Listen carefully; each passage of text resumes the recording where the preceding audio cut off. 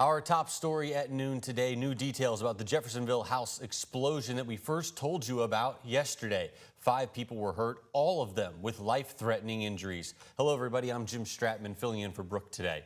Jeffersonville police believe that there was no foul play involved, but still they don't know what caused that explosion.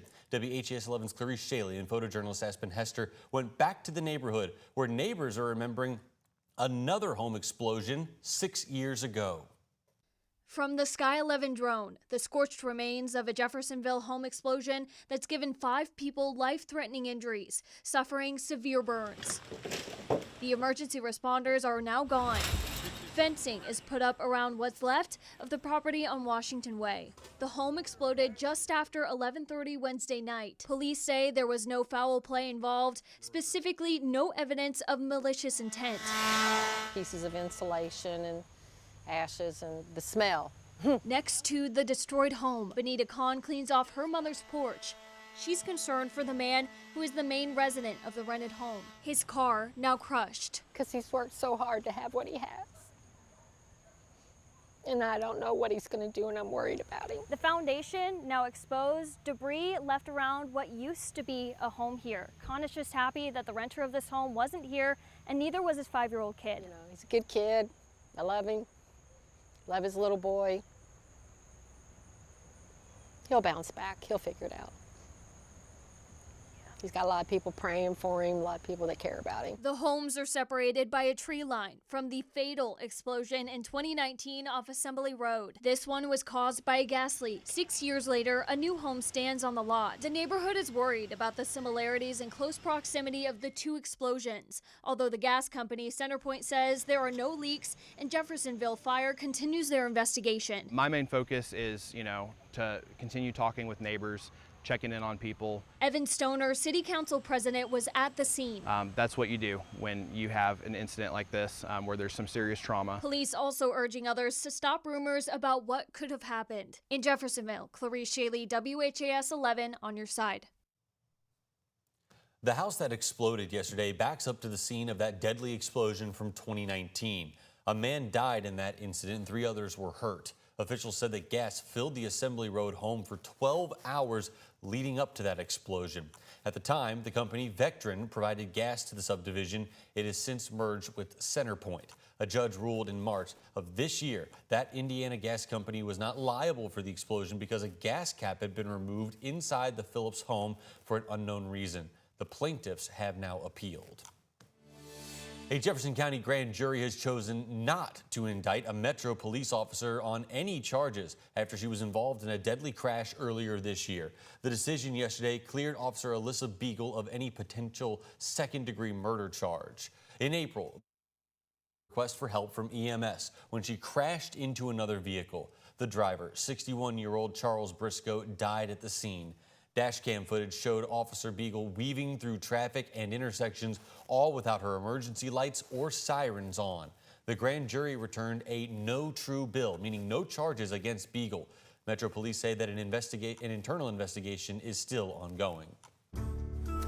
Louisville's Inspector General's office is responding to new pushback from the LMPD. Yesterday, the department said that it disagreed with a recent OIG report, which said a former LMPD officer violated policy during a deadly shooting. In August of 2023, LMPD responded to reports of a man shooting a gun on Frankfort Avenue. Body camera video showed Officer Roberto Cedeno find the man pointing a pistol at police. Cedeno shot and killed him. A new report from the Inspector General's office found that Cedeno gave no verbal warnings, did not try to de-escalate, and re-engage the suspect, all in violation of LMPD policy. But the department is pointing to an older report which exonerated Cedeno. The OIG told WHAS 11 that report was not final and contained an administrative error. The office is recommending LMPD create new training on de-escalation.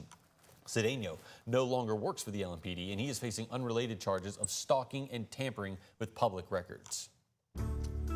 12 teens in the Taylor Berry neighborhood graduated from a program aimed at cutting down on youth violence while making something beautiful in their community. Those teenagers were part of the 50-50 mentoring collaboration, which partners community leaders and teens in a way that helps out their neighbors. Those graduates worked on painting trash cans, mowing the lawns of senior citizens. They learned how to make videos, and they also took a conflict resolution class. It gets people away from guns and drugs and stuff. It brings a positive effect. It brings smiles on people's faces. The program came out of an idea from the Taylor Berry Neighborhood Anti-Violence Coalition, which is now going into its third year. 12:04 on your Friday, and we join now meteorologist Matt Breland taking a look down over the river right now. And Matt, it is a gorgeous day outside. I've taken some time to step outdoors myself, Jim, and it has been beautiful and so pleasant out there. Totally different than how we started off this week with a lot of those heat advisories. Now we have said goodbye to all of that strong heat, and temperatures very comfortable for the start of our afternoon. 72 degrees for downtown, 74 Bowman Field. Winds out of the northeast around 13 miles per hour, so slightly breezy for us, but we are really taking full advantage of the breeze because it's bringing in a lot of those better temperatures for us. All of us are staying into those lower to mid 70s for the start of our afternoon. And remember, the past few days we were starting our afternoons in the 80s, even the 90s on Tuesday. So total change up now. Winds are periodically gusting between 10 and 15 miles per hour. So we do have a bit of a breeze for us. Just a perfect start to the month of August. Here's a look at satellite and radar. You'll notice some of those clouds that we saw earlier have now made their way a bit farther to the south, and they will continue to develop farther to the south, and we're going to see a very steady sunny trend for us here into the Louisville metro and across most of Kentuckiana. Already seeing steady sunny skies. Across southern Indiana, that sunshine will be continuing with us. Along with that, the dry air continuing to arrive. Temperatures ranging into the 50s and 60s across southern Indiana. As these dew points continue to drop, the air will feel lighter and continue to feel very comfortable. So whatever outdoor plans you may have for the day, go ahead and enjoy them because it's going to be a very sunny afternoon. Lots of quiet conditions for our evening time. Our temperatures maxing out into the mid 80s today. And then we'll see those temperatures drop back down into the 60s overnight. We've got a quiet start to our Saturday morning, and Saturday afternoon really looks great as well. We'll have a full breakdown all about those details coming up here in just a few short minutes. Jim. Thank you very much, Matt. We'll check back in with you in a little bit. But first, a health alert for everybody out there. Mosquitoes with West Nile virus have now been found in Floyd County, Indiana. This comes just weeks after mosquitoes with the virus were found on the Kentucky side of the river. Southern Indiana health officials are now asking everyone to take precautions. The Indiana Department of Health notified Floyd County Health Department that 2 pools of mosquitoes were found to have the virus. The samples were collected the week of July 13th. Right now, there are no reports of cases in humans. Health officials are reminding people to use mosquito repellent and to wear protective clothing when you're outside. The first official medical marijuana dispensary in the Commonwealth is approved. Governor Beshear made that announcement yesterday. In his social media post, the governor said that the Post dispensary out in Beaver Dam, which is in western Kentucky, is expected to open its doors this fall. Beshear said this was a step forward for Kentuckians with serious medical problems to, quote, have access to the medicine they need and deserve. 39 other dispensaries have been planned to open across the state as well.